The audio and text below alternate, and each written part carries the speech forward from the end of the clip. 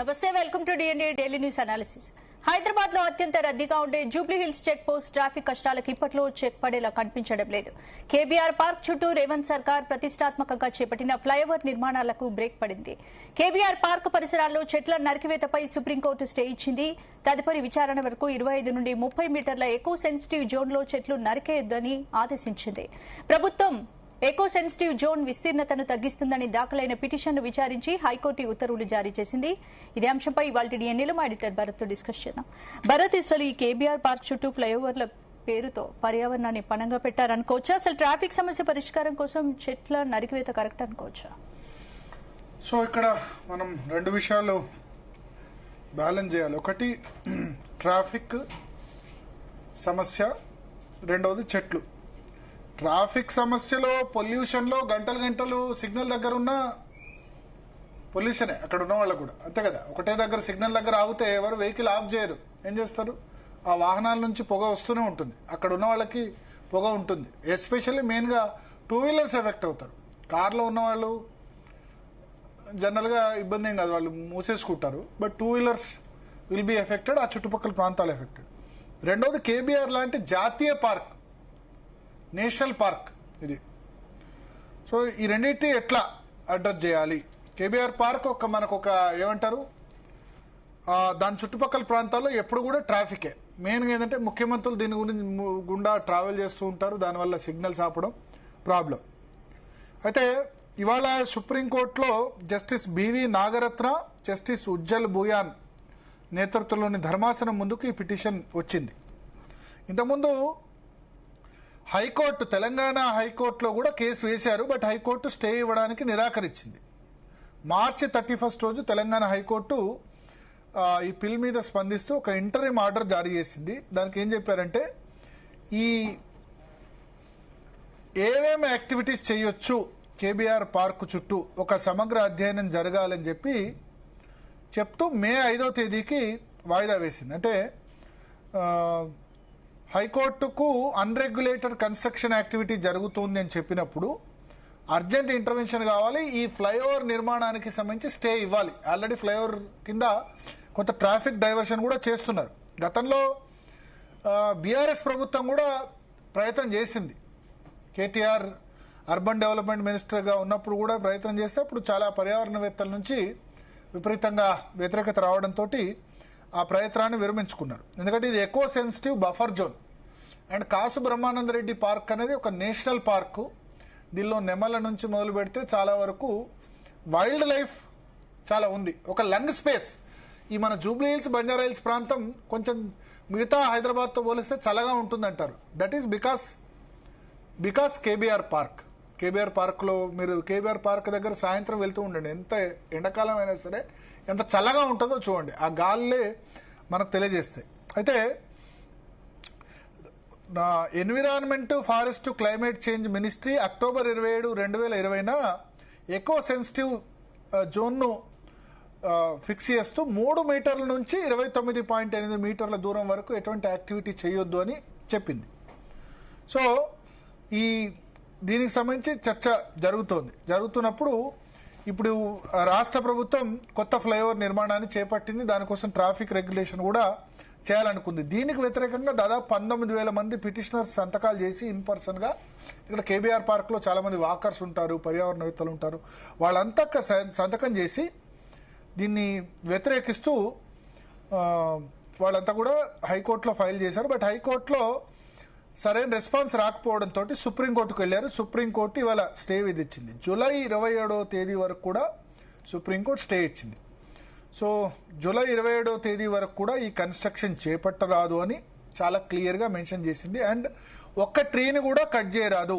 KBR park చుట్టూ ఏవైతే ఉన్నాయో పార్కులోని ట్రీసే కాకుండా పార్కు చుట్టూ ఉన్న 25 నుంచి 35 మీటర్స్ బఫర్ ఏదైతే ఉందో అక్కడ ఉన్న చెట్లను ఏవి కూడా కొట్టివేయరాదని చెప్పి స్పష్టం చేసింది. సో తదుపరి విచారణ మళ్ళీ జూలై 27వ తేదీన జరుగుతుంది.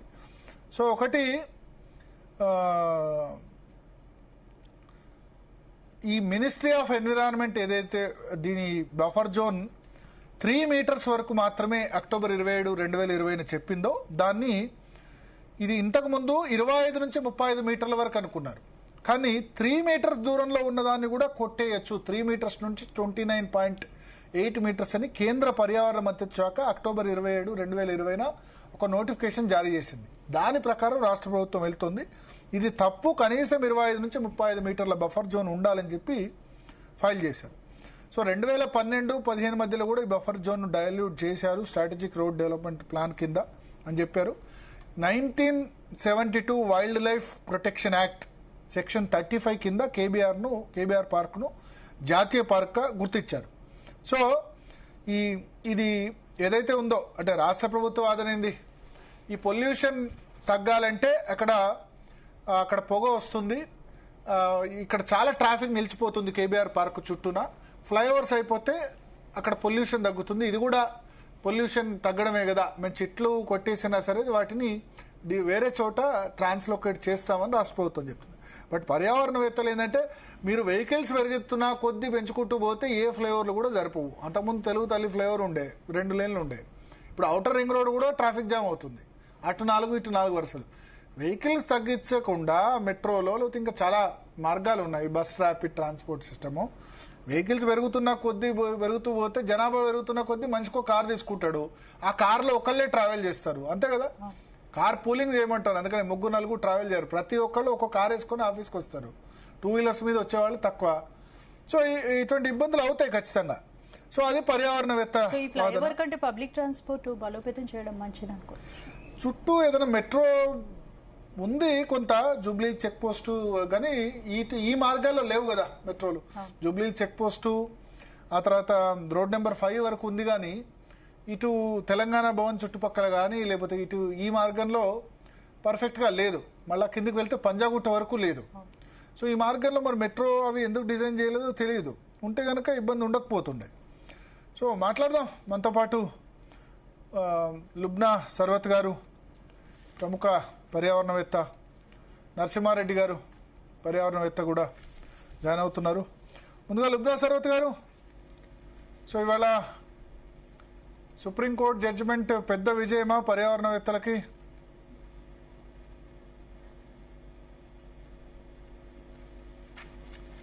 చెప్పన్నా భారత్ గారు, మొట్టమొదట మీరు వినపడుతుందా? వినబడుతుందండి. నరసింహారెడ్డి గారు వినపడుతుందా?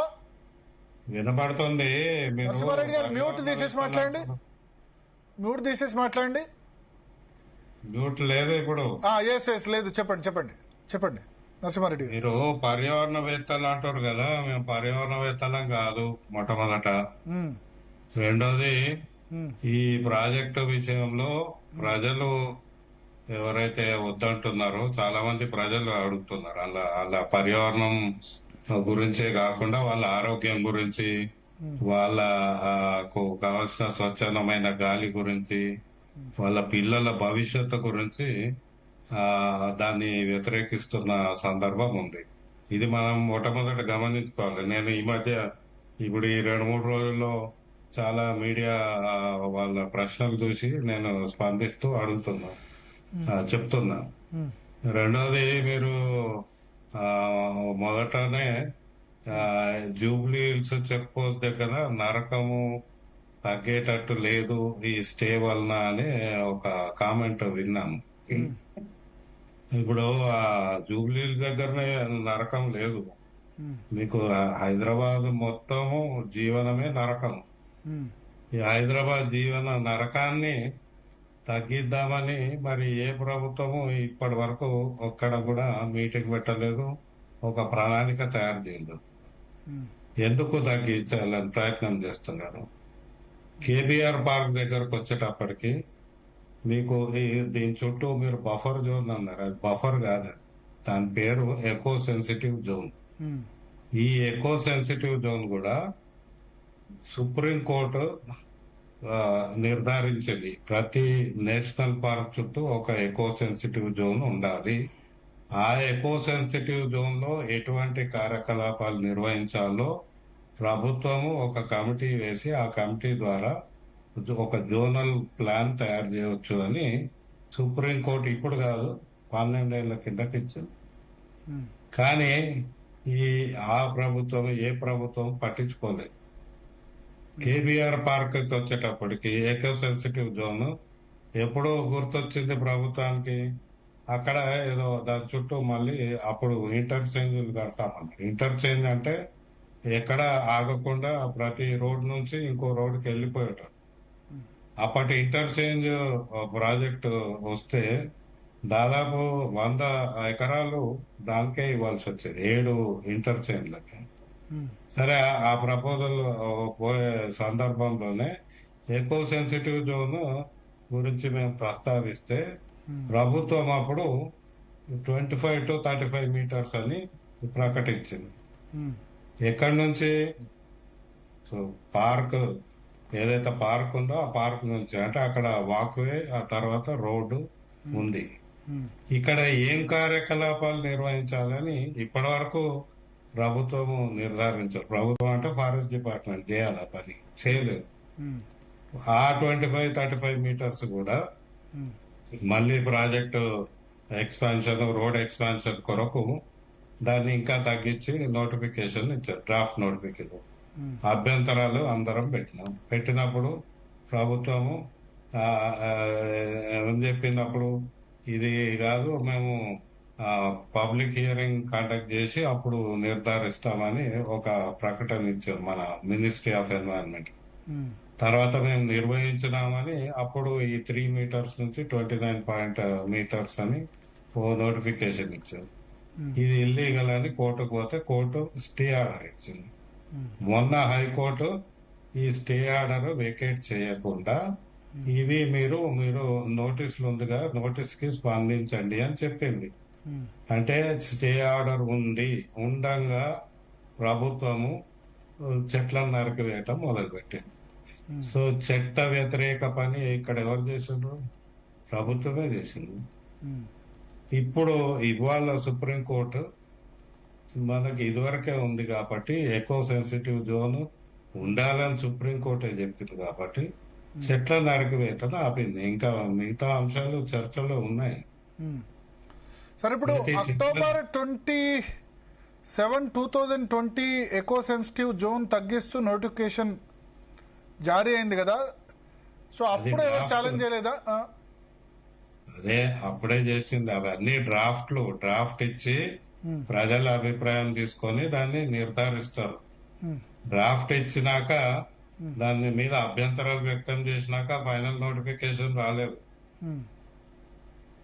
ఓకే ఓకే ఓకే సో ఇప్పుడు మీరు ఏమంటారు? అల్టిమేట్ గా ఒకటి, ఇప్పుడు ఈ కేబీఆర్ పార్క్ చుట్టూ కొంత ఎప్పుడు కూడా ట్రాఫిక్ ఉంటుంది. ప్రభుత్వ వాదన ఏంటంటే ఈ సిగ్నల్స్ దగ్గర ఆగితే పొగ వస్తుంది కదా, దాని ద్వారా పొల్యూషన్ అక్కడ ఉన్న వాళ్ళు సఫర్ అవుతున్నారు కదా, దాని బదులు చెట్లను ట్రాన్స్లొకేట్ చేస్తాము, చెట్లను కొట్టేసినా సరే వాటిని వేరే చోట లొకేట్ చేస్తాము. దిస్ ఇస్ మోస్ట్, అంటే పార్క్ లోపల చెట్లను కొట్టేయట్లేదు కదా అని అంటున్నారు. నేను అదే అంటున్నా, ఇది జిహెచ్ఎంసీ ఇస్తున్న ఒక పనికిరాని ఆర్గ్యుమెంట్. వాళ్ళు ఒక అధ్యయనం చేయలేదు. ఇది మన రోడ్డు మీద నిల్చొని ఇద్దరం చాయ్ తాగేటప్పుడు మాట్లాడుకునే విషయాలు మాట్లాడుతున్నారు.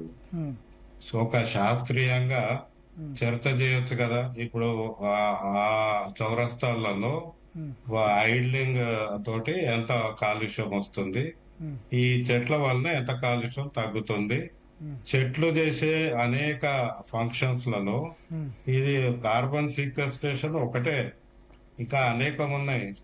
ఫ్లైఓవర్ ని చెట్టుని కంపేర్ చేసిన పరిస్థితి నేనైతే ప్రపంచవ్యాప్తంగా మేము ఎప్పటి నుంచో క్లైమేట్ చేంజ్ మీద పనిచేస్తున్నాం. మొట్టమొదటిసారి నేను చూస్తున్నా ఒక flyover will sequester or reduce carbon emissions, చెట్టు తీసేస్తే నష్టం కాదు అని చెప్పారు. అసలు నాకైతే ఇంతకంటే అన్సైంటిఫిక్ ఆర్గ్యుమెంట్ ఎక్కడ కనపడలేదు. ఎక్కడ భరత్ గారు మీరు చెప్పండి, అధ్యయనం చేశారా? ఎక్కడ ఎంత పొల్యూషన్ ఉంది, దేని వలన ఎంత జరుగుతుంది అని ఒక అధ్యయనం మాకు చూపెట్టండి. అధ్యయనం చేయకుండా ఎవరు మాట్లాడుతున్నారు ఇవన్నీ? గతంలో ఇప్పుడు పాత ప్రభుత్వం, ఒకసారి లుబ్నా సరత్ గారిని మాట్లాడదాం. లుబ్నా సరత్ గారు, నాకు గుర్తుంది గతంలో పాత ప్రభుత్వం కూడా ఇట్లా చేయాలని ప్రయత్నం చేసింది, బట్ అప్పుడు విత్డ్రా అయినట్టుంది. ప్రభుత్వం విత్డ్రా అయిందా, కోర్టు నుంచా లీగల్ గా వచ్చిందా? సో భరత్ గారు, Yeah. ఫస్ట్ ఆఫ్ ఆల్ అండి, ఇక్కడ జరిగిన ఫస్ట్ మిస్టేక్ ఏంటంటే మీరు చెప్పినట్టు గత ప్రభుత్వం అప్పుడు కూడా ఇవే ఈ యాక్టివిస్ట్లే నిలబడి ఆ కేబిఆర్ నేషనల్ పార్క్ ని ప్రజల కోసం కాపాడారు. అయితే మళ్ళీ అది ఎస్ఆర్డిపి అన్న స్కీమ్ కింద చేశారు. సో ఫస్ట్ ఆఫ్ ఆల్ ఇప్పుడున్న అథారిటీస్ కి ఏం బాధ్యత ఉండే అంటే ఏ యాక్టివిస్టులు అయితే ఒబ్జెక్షన్ పెట్టి దాన్ని ఆపారో అది డిస్పోజ్ అయింది ఆ కేసు. ఓకే, అయితే ఏది పెట్టయితే ఆపారో వాళ్ళు ఏమని చెప్పారంటే పబ్లిక్ హియరింగ్ చేయాలా, పబ్లిక్ హియరింగ్ చేసి ఈకో సెన్సిటివ్ జోన్ డిటర్మిన్ చేయండి, దాని తర్వాత సంగతి తర్వాత ముందైతే ఈకో సెన్సిటివ్ జోన్ డిటర్మిన్ చేయాలా. ఎందుకు అంటే flyover alignment, under pass alignment అది కేబిఆర్ కి ఎక్కడ టకరాయించకూడదు కదా, దాని కేబిఆర్ బౌండరీ, దాని ఈకో సెన్సిటివ్ జోన్, అప్పుడు ఈ ఫ్లైఓవర్ అండర్ పాస్ అవన్నీ అలైన్మెంట్స్ ఏంటి, కేబిఆర్ పార్క్ మీదనే వెళ్ళిపోతుంది మా ఫ్లైఓవర్, మా ఎవరికి తెలియదు. అండర్ పాస్ కేబిఆర్ పార్క్ నుంచి కింద నుంచి వెళ్తుందో మాకు తెలియదు. ఎందుకంటే అలైన్మెంట్ ఆ కేఎంఎల్ ఫైల్, ఆ జియో కోఆర్డినేట్స్ ఆర్టీ కింద అడిగినా ఇవ్వలేదు. పైగా అది ఎవరో బెంగళూరు కన్సల్టెన్సీ ఏటీఎస్ కన్సల్టెన్సీ ద్వారా చేసిందని ఈ రోజు ఒకళ్ళు మా కేబిఆర్ టీమ్ లో ఒక ఆయన చూపిస్తే చూశాను నేను.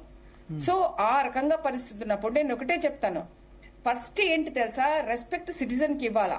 యాక్టివిస్టులు ఎవరైతే ఆపారో వాళ్ళని పిలిచి, బాబు ఇప్పుడు మేము మళ్ళీ చేయాలనుకుంటున్నాం ఇదంతా, మీరు అప్పుడు అబ్జెక్షన్ పెట్టాను కదా, మరి ఏమంటారు అని చెప్పి పిలిచేది మినిమం బాధ్యత అంటాను. అది చేసినారా? అది చేయలే. అది first violation from the authorities, which includes both the government and the authorities. Okay, so now అది చేయకుండా దాని తర్వాత వీళ్ళు ఎస్ఆర్డిపి స్కీమ్ కింద గవర్నమెంట్ పెట్టింది. వీళ్ళు కోర్టుకి వెళ్ళి హై సిటీ అని మొదలు పెట్టారు కదా, ఇది హై సిటీ కింద అని చెప్పినారు కదా, మరి కోర్టులో హై సిటీ అని ఇప్పటిదాకా చెప్పలేదు. ఈ రోజు కూడా ఢిల్లీ కోర్టులో కూడా, అక్కడ నుంచి కూడా సుప్రీం కోర్టు నుంచి ఏమని వచ్చింది, ఇప్పుడు ఎస్ఆర్డిపి అని వచ్చింది. కానీ ఈ 7 ఫ్లైఓవర్స్, ఈ 7 అండర్ పాసెస్ అనేది మొత్తం హై సిటీ కింద జరుగుతున్న స్కీమ్ ఇది. అంటే ఏంటి, మీరు అసలు ఆ స్కీమ్ పెంచి, చెట్లని వేరేది పెంచి, స్కీమ్ ఏజెన్సీని కూడా మార్చినప్పుడు మినిమం బాధ్యత ఏంటి? ఫస్ట్ ఆఫ్ ఆల్ ఈ కొత్త ఏజెన్సీ ద్వారా మళ్ళీ పర్మిషన్స్ కి అప్లై చేయాలి. అది చేసిండ్రా? అది చేయలే. అది చేయనందుకు ఇటు హైకోర్టు దగ్గర సపరేషన్ ఆఫ్ ఇన్ఫర్మేషన్ ఎస్ఆర్డిపి అని చేసి, సుప్రీం కోర్టు దగ్గర నుంచి కూడా ఇప్పుడు ఎస్ఆర్డిపి అని వచ్చింది. ఎస్ఆర్డిపి ఎక్కడ ఉందండి? ఇదంతా హై సిటీ కింద జరుగుతోంది. ఇది ఎంత మభ్యపెట్టినట్టు అండి, ఇది చట్టాన్ని ప్రజల్ని మభ్యపెట్టినట్టు కదా. మూడో విషయం, ఇప్పుడు ఏదైతే వీళ్ళు చెట్లు కొడుతున్నారు కదా, నేను మన మన మన కొన్ని లోపాలు ఉన్నాయండి, మనం అది ఒప్పుకోవాలా. బిఎన్ఎస్ లో కూర్చుని మొత్తం వెతికాను సెక్షన్ బై సెక్షన్. ఇమీడియట్ గా ఏదైతే బంజారా హిల్స్ లో నా తోటి యూత్ యాక్టివిస్టులు అందరినీ అక్కడ లోపల పెట్టారో, అదే పిఎస్ లోకి వెళ్ళి ఈ జిహెచ్ఎంసీ మీద, ఈ కలెక్టర్ మీద, ఈ వీళ్ల మీద, వాటర్ అథారిటీస్ మీద, వాళ్ళ మీద క్రిమినల్ కంప్లైంట్ చేద్దామని. ఎందుకంటే వాళ్ళు పర్మిషన్స్ లేకుండా చెట్లు కొట్టారని. కానీ ప్రొవిజన్ లేకుండా తెలుసా, there is no direct provision. ఇప్పుడు ఇండైరెక్ట్ ప్రొవిజన్స్ కొన్ని వెతికాను, దాన్ని బట్టి ఏమన్నా చేస్తే అక్కడ క్రిమినల్ కంప్లైంట్ వేయాలి పిఎస్ లో. వాల్టా పర్మిషన్స్ లేకుండా వీళ్ళు చెట్టు నరికారు తెలుసా. అడిగితే ప్రజలు వాళ్ళని డిఎఫ్ఓ ఒక approval by tree protection committee అని పంపిస్తున్నారు. ట్రీ ప్రొటెక్షన్ కమిటీ అన్నది లేదండి, అది అల్ట్రా వైర్స్ ఊరికే కాగితం మీద పుట్టించుకొని 2008 లో పుట్టించుకొని 2026 లో కూడా అవే ముగ్గురు అన్నమాట. ఎవరో వేద కుమారు, ఫోరం ఫర్ బెటర్ హైదరాబాద్, చెలికాన్ రావు గారు యూఫర్ వాస్ నుంచి, ఇంకా ఫరీదా టంపాల్ అది ఏమంటే వరల్డ్ ఫైట్ ఫండ్ నుంచి, అట్లా అని చెప్పి ఎప్పుడో వాళ్ళ పేర్లు పెట్టి, ఇప్పుడు కూడా వాళ్ళ పేర్లు పెట్టి సిగ్నేచర్ పెట్టి ప్రజలకి అది చూపించేస్తున్నారు తెలుసా. ఇదే వెళ్ళి డైరెక్ట్ గా డిస్ట్రిక్ట్ కలెక్టర్ తో కన్ఫ్రంట్ అయితే అంత పెద్ద ప్రాజెక్ట్ కి పర్మిషన్స్ లేకుండా చేస్తారా? ఏదో పర్మిషన్ ఉండి ఉంటది అంటే ఆమె వినకపోతే మళ్ళీ ఆమెకి ఫాలో అప్ చేసి ఆమె వాట్సాప్ మీద మళ్ళీ ప్రజావాణి కంప్లైంట్ కూడా వేసా, ఓపెన్ లో ఉండాలి, ఇది చాలా ప్రతిష్టంగా రికార్డ్ కావాలి నాకు అనేసి. ఇప్పుడు దానికి కూడా సమాధానం లేదు. ఇప్పుడు చెప్పండి మీరు, మలాఫైడ్ ఇంటెన్షన్, బోనాఫైడ్ ఇంటెన్షన్ అంటూ రెండు ఉంటాయండి. బోనాఫైడ్ అంటే ఏంటి తెలుసా, నాకు ఏ భయం ఉండదు. ఇంకొకటి చెప్తాను మీకు, పబ్లిక్ వర్క్ రూల్ ఏంటి తెలుసా, ఎక్కడైతే నేను గణపం వేసే ముందు అక్కడ ఒక రెడ్ బోర్డు పడుతుంది తెలుసా, బ్లాక్ బోర్డ్ రెడ్ బోర్డ్, ఆ కలర్స్ గురించి తీయడం నాకు తెలీదు, బట్ ఒక బోర్డు పడుతుంది. ఏంటి, దిస్ ప్రాజెక్ట్, ఏజెన్సీ పేరు, స్టార్ట్ ఆఫ్ వర్క్ పేరు, end of work date, start of work date, project cost ఏంటి, కాంటాక్ట్ ఎవరి ఏంటి, యాక్చువల్ అఫీషియల్ నేమ్ డెసిగ్నేషన్ అవన్నీ ఉంటాయి తెలుసా. ఏమన్నా మీకు కనిపించిందా? ఏమన్నా జర్నలిస్ట్ కి కనిపించిందా? ఏమన్నా ప్రజలకి కనిపించిందా? చెప్పండి. మినిమం అది. నేనేమంటున్నానంటే ఎప్పుడైనా ఇంటెన్షన్ బోనాఫైడ్ అంటే ఏంటి, క్లియర్ అన్నమాట. అవును మేము ప్రజల హితం కోసమే చేస్తున్నాము. యాక్టివిస్ట్లని పూర్తి ఎవరైతే కాపాడారో ఆ నేషనల్ పార్టీని వాళ్ళని పిలిచి మాట్లాడలేదు, ఏజెన్సీలని, కార్పొరేట్స్ ని, వాళ్ళని వీళ్ళని పిలిచి మాట్లాడుతున్నారు. మళ్ళీ ఎట్లా చేయాలని? సమానత్వం, ఈక్వాలిటీ ఉందా అక్కడ? ప్రజలు కాదా మనం ఉన్నదే ప్రజల వెల్ఫేర్ కోసం, కార్పొరేట్ వెల్ఫేర్ కోసం కాదు కదా ఇక్కడ ఉన్నది. Corporate are part of the people, అట్లా లేదు ఇప్పుడు. సో వాల్టా పర్మిషన్స్ లేకుండా హైకోర్టు అవి జస్ట్ కంక్లూడ్ అండి. హైకోర్టు 2 కీలకమైన అడిగింది. ఇప్పుడు ఇందాక క్రొనాలజీ మీరు చెప్పారు, మన దొంది గారు కూడా చెప్పారు. హైకోర్టు ఏమడిగింది తెలుసా? కీలకమైనవి మీరు ఏదైతే పబ్లిక్ హియరింగ్ ఇవ్వాలని చెప్పి MOEF మినిస్ట్రీ ఢిల్లీ నుంచి చెప్పింది కదా, మరి చేసినారా, చేసింది ఎక్కడుంది అని అడిగింది. తర్వాత ఏమడిగింది తెలుసా? మీరు ఏదైతే మీరు కొత్త సర్వే చేసి ఇప్పుడు 3 meters అని చెప్తున్నారు కదా, 3 meters and 29 minutes చెప్తున్నారు కదా, దానికి సర్వే పాయింట్స్ ఇక్కడ సర్వే చేసినట్టు మొత్తం పెట్టండి అన్నది. 2 ఈ రోజు దాకా సబ్మిట్ చేయలేదండి కోర్టుకి. కోర్టు ముందు లేదు, ప్రజల ముందు లేదు. దాపరికాలు ఇందాక లిస్ట్ చెప్పాను, దాపరికాలువి ఇవన్నీ ఉండి వాల్టార్ లాంటి చట్టంలో ఎన్ని స్క్వేర్ మీటర్స్ కి ఎన్ని చెట్లు ఉండాలో కూడా అందులో రాసుంది. చెట్లు తీసేస్తే మళ్ళీ అదే అక్కడ ఈకోలజీ పాడవకుండా అక్కడ ముందరే ప్లాంటేషన్స్ ఉండాలి అని ఉంది. ఇన్ని ఉన్నాయండి, ఇంకా చాలా ఉన్నాయి చెప్పాల్సినవి. వీటన్నిటినీ వాళ్ళు ఓవర్ రైడ్ చేసి దాన్ని కాలదన్ని, ప్రజల అభిప్రాయాలని కాలదన్ని. ఎవరి కోసం ఇది? 2 కారణాలు చెప్తున్నారు వాళ్ళు, మభ్యపెట్టే కారణాలు. డీకంజెషన్ అంటున్నారు, రిడక్షన్ ఆఫ్ పొల్యూషన్ అంటారు. ఆ 2 ఆర్గ్యుమెంట్స్ కూడా కొట్టివేయబడే ఆర్గ్యుమెంట్స్ అవి. మీరేదో చెప్తున్నారు, నన్ను ఇంటర్వ్యూ చేశారు, మీరు చెప్తే నేను మళ్ళీ చెప్పగలను. ఒకటి, ఇప్పుడు కేబీఆర్ పార్క్ చుట్టుపక్కలంతా కూడా ఒక బాటిల్ నెక్ లాగా ఉంది. దానివల్ల మొత్తం సిటీ అంతా జామ్ అయిపోతుంది. అది పరిష్కారం అయితే ఈ సిటీలో ఉన్న వెహికల్ పొల్యూషన్ ఏదైతే వస్తుందో, ఆ ట్రాఫిక్ సిగ్నల్స్ కానీ, దాని ద్వారా ఆ బాటిల్ నెక్ అని కంపేర్ చేశారు. దానివల్ల మొత్తం ట్రాఫిక్ కంజెషన్ అంతా పోతుంది సిటీలో, ఎస్పెషల్లీ సెంట్రల్ జోన్లో. ఇదే ప్రధాన కారణం అంటున్నారు. మీరు కూడా కొంచెం చెప్తూ స్మైల్ చేస్తున్నట్టున్నారు. మీకు కూడా నమ్మకం కాలేదేమో వాళ్ళ చెప్తున్న దాని మీద. సో మిమ్మల్ని మా సైడ్ రప్పించుకుంటాం మేమిద్దరం.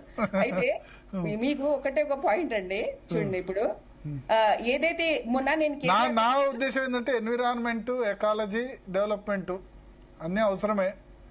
ఇట్ షుడ్ బి బ్యాలెన్స్డ్, అంతే. Environment is a part of the so called development అండి. నిన్న ఇనిషియల్ రిమార్క్స్ లో ఏం చెప్పాను, కేబీఆర్ పార్క్ నుంచి పోతే మనకు ఎంత ఎండాకాలమైనా చల్లటి గాలి వస్తుంది, ఒక లంగ్ స్పేస్ అని చెప్పాను. మీరే చెప్పేస్తున్నారు.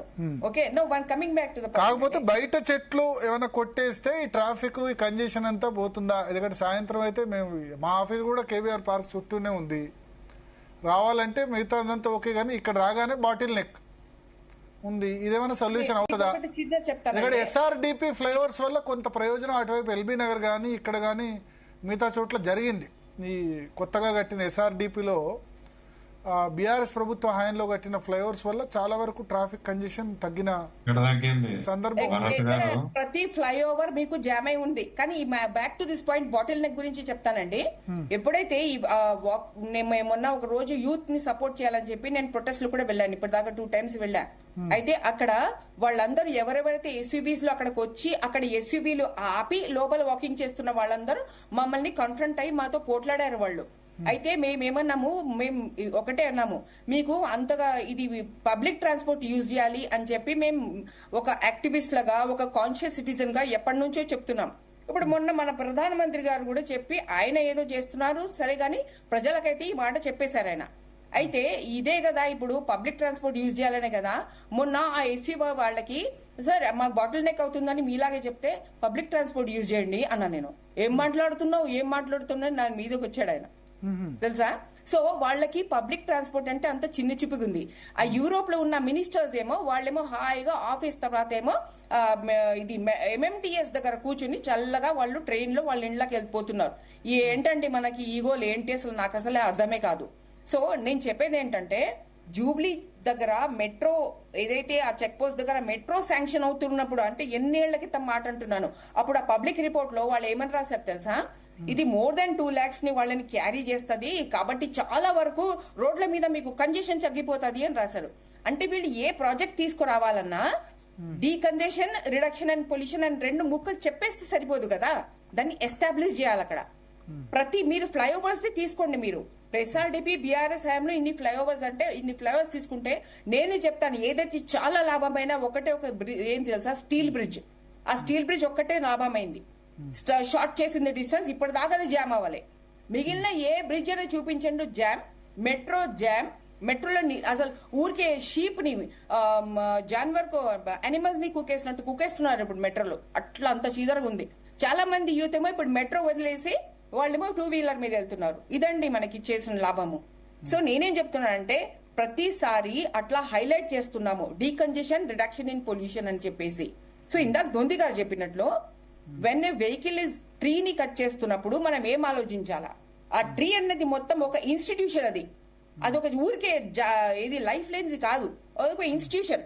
దాని భూమిలోని ఆఖరి వేలు నుంచి ఆకాశంలో ఉన్న ఆఖరి ఆకు దాకా నిత్యం 24/7 పడుకోకుండా అది పనిచేస్తా సేవ చేస్తా ఉంది. అది ఏమేం చేస్తుంది? అది టెంపరేచర్ ని కూల్ చేసేస్తుంది, ఉన్న కార్బన్ అంతా అంటే పొల్యూషన్ ని లాక్కుంటుంది, లోపల మొత్తం స్టెబిలైజ్ చేస్తుంది, వాన పడితే సరిగ్గా లోపలికి ఇంకిపోయేటట్టు కూడా ఆ ప్రయత్నం కూడా చేస్తుంది. అది చెయ్యని మనకి ఇదే లేదు. అట్లాంటిది దాన్ని ఒక ఫ్లైఓవర్ తో కానీ కాంక్రీట్ తో చేసిన ఫ్లైఓవర్ కానీ ఏదైతే హీట్ క్రియేట్ చేస్తుందో తర్వాత దాని మీద ఎక్కే ఆ వెహికల్స్ కోసం కానీ మీరు కంపేర్ చేస్తే ఏది తీయాలా, నా ఆఫీస్ అక్కడ ఉంది, నా బాటిల్ నెక్ అని మీరు చెప్పరు. పబ్లిక్ ట్రాన్స్పోర్ట్ యూజ్ చేయండి. అక్కడ కేబీఆర్ చుట్టూ అసలు వెహికల్స్ రాకుండా చేయండి. కేబీఆర్ చుట్టూ మొత్తం సైకిల్ ట్రాక్ నడక పెట్టండి. కేబీఆర్ చుట్టూ మీకు ఇంకా రాజరికంగా నేను చెప్తున్నాను, ఘోడేగా బగ్గీలగావు హార్స్ బగ్గీలు పెట్టుకోండి మీరు అక్కడ. మోటార్ మొత్తం బైసికల్స్ పెట్టుకోండి, ఈవీ పెట్టుకోండి కావాలంటే. కానీ మీరు దానికి ఒక ప్రత్యేకత ఇట్లా తీసుకురావాలా గానీ నేను చెట్లను కొట్టేసి నేను నా ఎస్యూవీ, ఇప్పుడు మీ ఎస్యూవీ వెహికల్స్ దగ్గరకే వస్తున్నాను నేను. ఒక ఎస్యూవీ ఎంత స్పేస్ ఉందా అండి? అది 4 feet by 10 feet అంటే 40 square feet తీసుకోండి. ఒకటే ఒక మనిషి ఉండేది.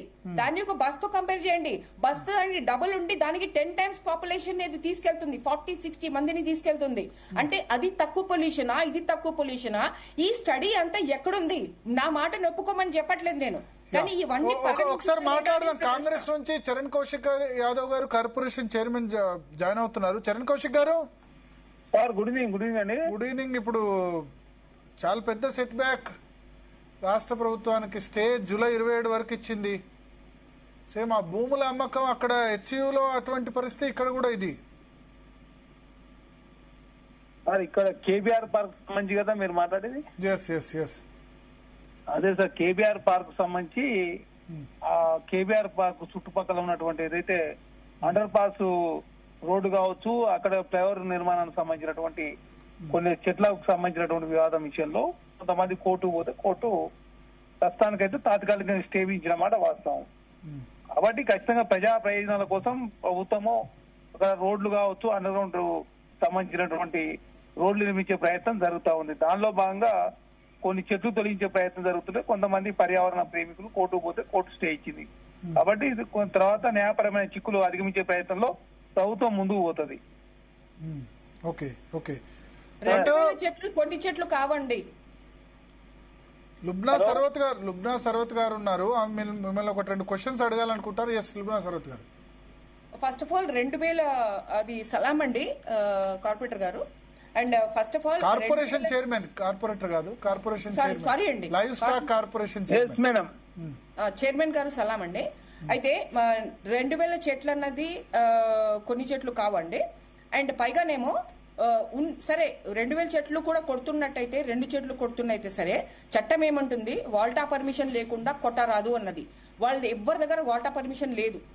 కావాలంటే మీరు నాతో నేను మీ దగ్గరకు వచ్చి చూపిస్తాను, మీ దగ్గరకు రండి, మనం కలెక్టర్ని కూడా కలిసినా ఎవరి దగ్గర ఒక పర్మిషన్ లేదు.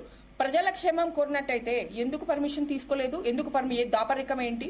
కోర్టు అడిగిన ప్రశ్నకి ఈ ఈఎస్జి ఈకో సెన్సిటివ్ జోన్ మీదనే కదా ఈ రోజు ఓడిపోయింది మనం కేసు సుప్రీంకోర్టులో.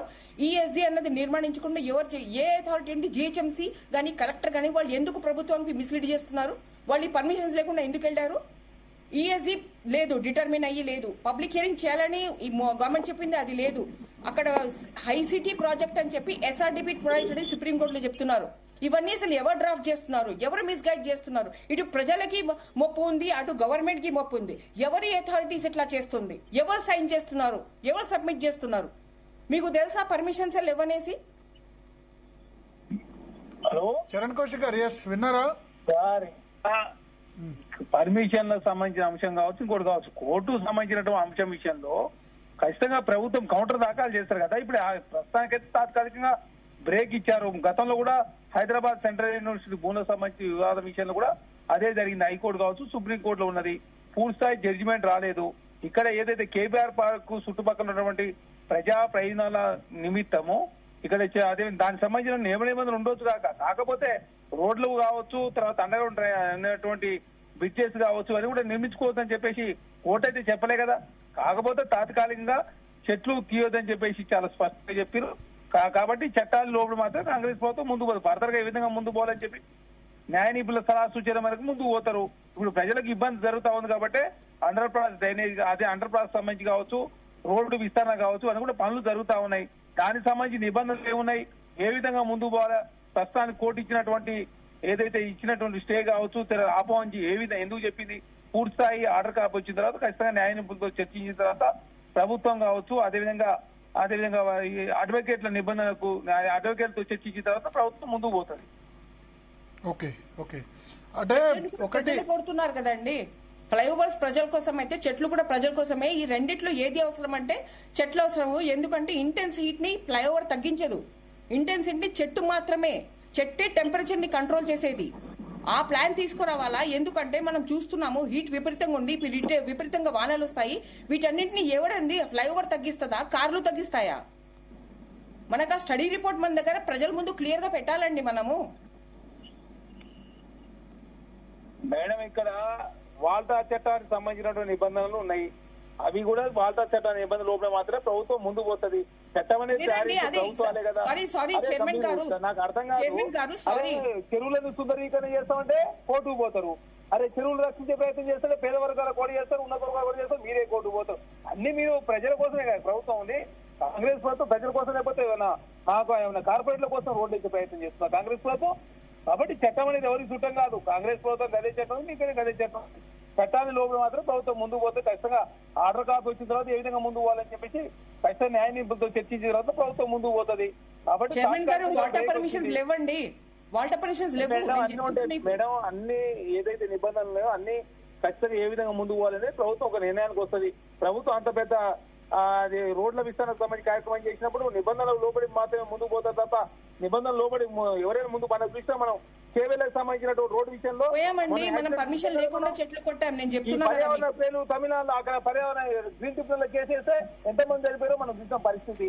కాబట్టి ఏమన్నా ప్రైవేట్ వ్యక్తుల కోసమో కార్పొరేట్ల కోసమో లేకపోతే చట్టం తొలగిస్తున్నారంటే దాని విషయంలో పోవాలి. ప్రజల కోసం, ప్రజా ప్రయోజనాల కోసం రోడ్ల విస్తరణ చేసే ప్రయత్నం జరుగుతా ఉంది.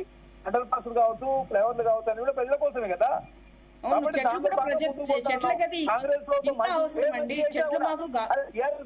చెరువు కత్తి చేస్తే మంచిగా ఉన్నది అంతా పర్యావరణ ప్రేమికులంతా. అలాంటి చెరువులు కత్తి అయితే ఎవరు పట్టుకోలే. అదే మరి ఆ కాస్ట్ బెనిఫిట్ అనాలిసిస్ చేసిండ్రా?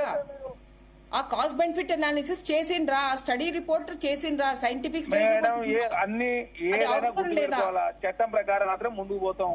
మేము చట్టం పోవట్లేదండి, అదే ప్రాబ్లం. ఏమైతుంది? ప్రజల కోసం నిర్మించేది కదా. మేమన్నా అదాని కోసం, అంబానీ కోసం రోడ్లు ఇస్తున్నాం. మేమన్నా మరి చెట్లు అయిపోయినట్టు మాట్లాడితే ఎట్లా? ఏమైతే చట్టం ప్రకారం ముందుకు పోతారు.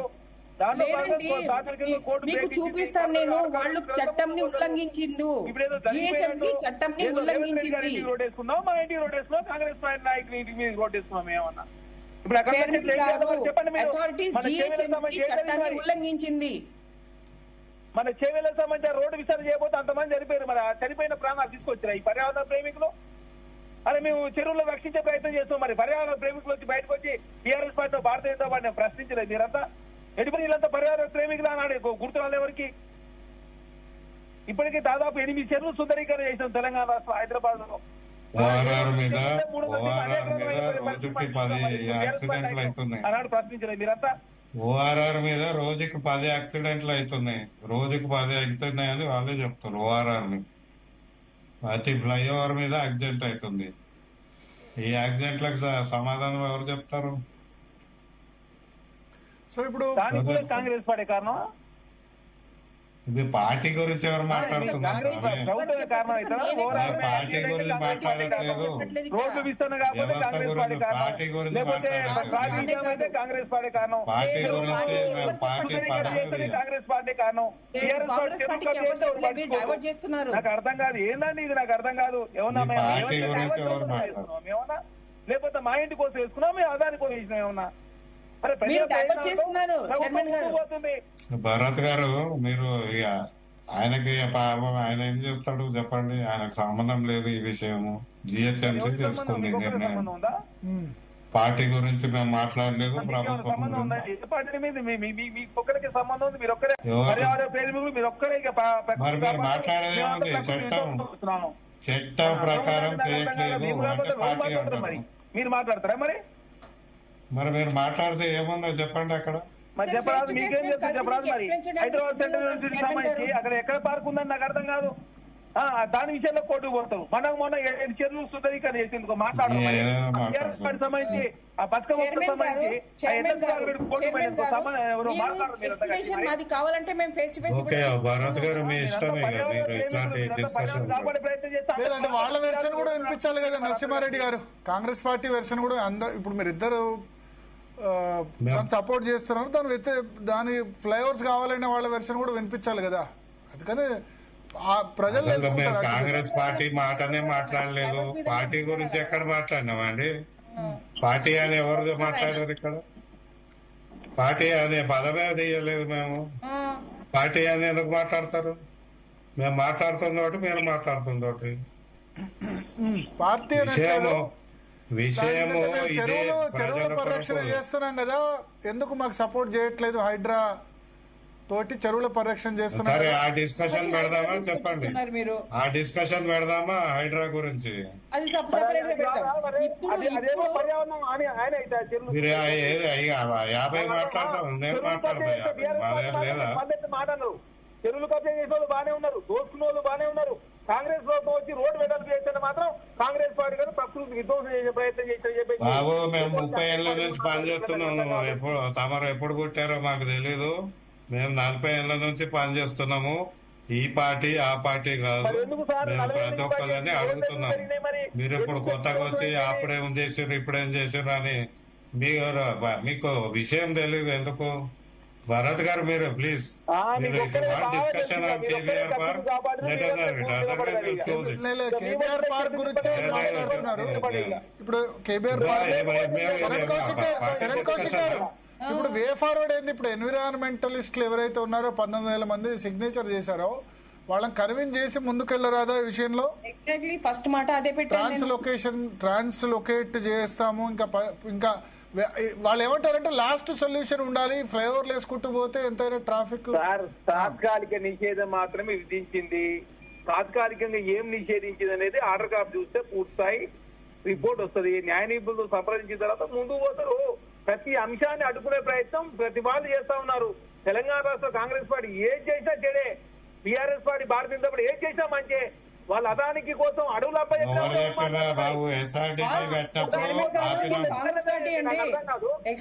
అడవులు తీసుకిస్తే మాత్రం ఈ పర్యావరణ ప్రేమతో గుర్తురాదు.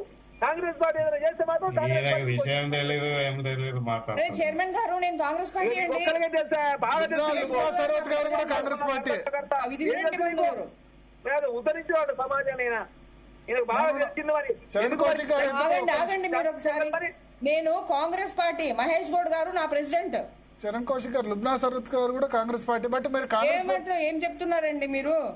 మహేష్ గౌడ్ గారు నా ప్రెసిడెంట్. నరసింహారెడ్డి గారు లాగౌట్ అయినట్టున్నారు. సో లుబ్నాసవతి గారు, మరి పార్టీ విధానం ఏంటి? మరి పార్టీ సంబంధించి మీ పార్టీలోనే మీకు క్లాషెస్ ఉన్నాయి కదా? ఇది పార్టీ క్లాషెస్ అని అనలేము, ఎందుకంటే నేను ఒక నా పొజిషన్ నుంచి పార్టీ తరఫున నేను మాట్లాడలేదు కదా. ఆయన పొజిషన్ ఉంది, ఆయన కాంగ్రెస్ చైర్మన్, ఆయన సరే ఆయన చెప్పుకుంటారు, ఇది ఒఫీషియల్ స్టేట్మెంట్ కావచ్చు. నాది కాంగ్రెస్ పార్టీ స్టేట్మెంట్ కాదు. నేను ప్రజల వైపు, చట్టం వైపు ఏదైతే శాస్త్రీయంగా మనం ముందుకు పోవాలో ఆ దృక్పథంతో కంప్లీట్ గా మేము ముందు పెడుతున్నాను. ఇప్పుడు ఆయన చట్టపరం అన్నారు, ఆయన మాటి చెప్తున్నాను. నేను కలెక్టర్ తో కూడా వెళ్ళి డైరెక్ట్ గా కౌంటర్ అండ్ క్రైమ్ ఇచ్చేసిన ఆవిడ కూడా తాజుబాయ్ అట్లా ఎట్లా ఉండవు అంటే లేవు అని చెప్పిన. ఈ రోజు దాకా మరి నాకు రావాల్సింది కదా, మరి ఎప్పుడు ఇచ్చిన ఆమెకి నేను May 7th ఇచ్చిన 11 days అయినా వాళ్ళు పర్మిషన్స్ నాకు ఇవ్వలేకపోయారు కదా. వీళ్ళు చట్టపరంగా లేదు కాబట్టి ఈరోజు సుప్రీంకోర్టు కొట్టివేయగలిగింది కదా, అది నా పాయింట్. వీళ్ళు ఈ ఈకో సెన్సిటివ్ జోన్ ని డిటర్మిన్ చేయలేదు. అక్కడ రూల్ ఉంది పబ్లిక్ హియరింగ్ పెట్టాలని, కోర్టు అడిగినా వాళ్ళు చెప్పలేకపోయారు ఎందుకంటే పెట్టలేదు కాబట్టి. వీళ్ళు వాటర్ పర్మిషన్స్ ఉందని చెప్తున్నారు, వాటర్ పర్మిషన్స్ లేవు వీళ్ళకి.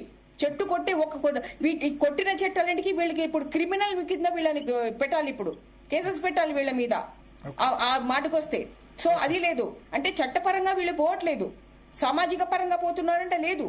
ఫస్ట్ యాక్టివిస్ట్ అని ఏదైతే కంపెనీని మీరు డిసైడ్ చేసుకున్నారో అలా యాక్టివిస్ట్ అని పిలిచి ఏంటి దీనికి ఆల్టర్నేటివ్స్. ఎందుకు అంటే నేను చెప్తున్నాను, అర్బన్ ట్రావెల్ ఎక్స్పర్ట్స్ ఉన్నారు మన హైదరాబాద్ లో, వాళ్ళందరి దగ్గర చాలా ప్లాన్స్ ఉన్నాయి. అంటే ఏంటి, ఈ ఫ్లైఓవర్ కాకుండా, అండర్ పాస్ కాకుండా, చెట్లని కాకుండా మనం ఇంకా ట్రాఫిక్ ని ఎట్లా రెడ్యూస్ చేయాలి, ఈ భరత్ గారు లాంటి వాళ్ళకి ఎట్లా బాటిల్ నెక్ తీయాలి అని చెప్పి చాలా మంది మా దగ్గర సొల్యూషన్స్ ఉన్నాయి. అవి ఎందుకు వినకూడదు అంటున్నా నేను. చూడండి అట్లా ప్రాణం లేని హత్య చేస్తున్నారు అక్కడ, డే లైట్ లో హత్య చేస్తున్నారు మన హైదరాబాద్ లో. పైగా 2000 చెట్లు కొడుతూ ఉంటే 2 చెట్లు అని అంటున్నారు. నేను చెప్తున్నానండి, ఒక కార్ ఆక్యుపై చేసే స్పేసు, ఒక బస్ ఆక్యుపై స్పేస్ చేసు, అక్కడ ఆ రహదారి మొత్తం నాన్ మోటరైజ్ వెహికల్ కి పెట్టేస్తే మీకు ఇంకా గ్రీనరీ ఎక్కువైపోయి మీకు ఇంకా హెల్త్ ఇండెక్స్ ఎక్కువ అవుతుంది. రైట్ నో మనం ఆలోచించాల్సింది ఈ సిటీ మొత్తం హీట్ ప్లాన్, ఈ సిటీ మొత్తం హీట్ ని నేను కిందికి ఎట్లా తీసుకురావాలా. మనము వచ్చి ఆబ్జెక్టివ్ సైంటిఫిక్ గా ఉండాలా, 99 days ప్రణాళిక సైంటిఫిక్ గా ఉండాలా. మనం ఎందుకు హీట్ పెరిగిపోతుందని మనం ఆలోచించుకోవాలా. ఈ హీట్ పెరుగుతున్న తరంలో, కన్స్ట్రక్షన్ ఆపాల్సిన తరంలో అథారిటీస్ ఏం చేస్తున్నారు తెలుసా, ఆఫీసర్స్ వాళ్ళు ఎగ్జాక్ట్ దాన్ని ఆపోజిట్ చేస్తున్నారు. హీట్ తగ్గించాలంటే చెట్లు పెంచాలి అంటే వాళ్ళు చెట్లని కొడుతున్నారు. హీట్ తగ్గించాలంటే వాటర్ స్పేస్ ని ఇంకా ఎక్కువ చేయాలంటే హైడ్రా లాంటి వాళ్ళు వాటర్ స్పేస్ ని ఇంకా డంప్ చేసి కొడుతున్నారు. ఇలా ప్రతిదీ ఆపోజిట్ చేస్తా ఉంటే మేము గొంతు ఎత్తకూడదంటే ఎట్లా జరుగుతుంది ఇది?